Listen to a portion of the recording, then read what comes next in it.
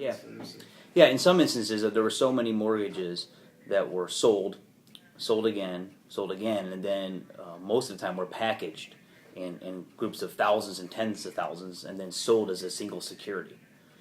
And so the chain of custody, especially in a global banking system, became so difficult to find out where things were that in some instances, and I think they've worked through some of that now, but there came a lot of there was a lot of cases where it was very difficult to figure out who owned it. Yeah, and I wouldn't say that's the majority of the problem now, but that certainly did exist and still does exist in some fashion. There was such a promotion of home ownership, which has obviously a lot of good aspects to it, many, but there's only so much the system could absorb, and so it was the perfect and classic example of a bubble, and then when it crashes, the aftermath is pretty significant. And I think that's reflected in this ordinance. I mean, how do you deal with this many foreclosures?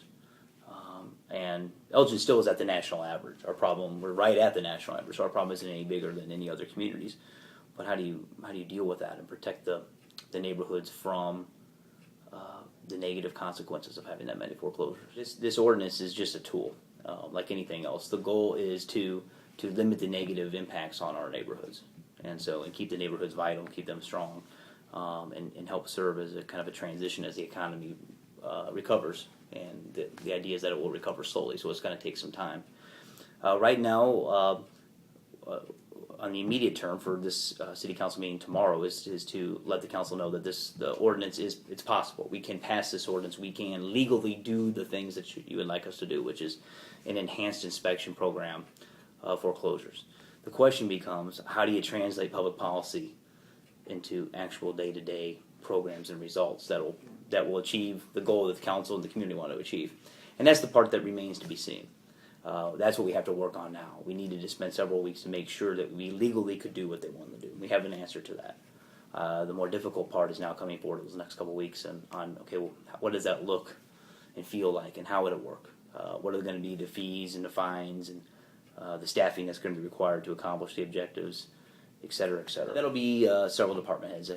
Obviously the city manager's office will oversee it, but the legal department's work is pretty complete at this point. So the community development staff, the finance department, city manager's office, and in particular, kind of putting all the pieces together. So, because it would be a very ambitious program, and I get my assumption is also too on Wednesday we'll get even further clarification on what this inspection looks like.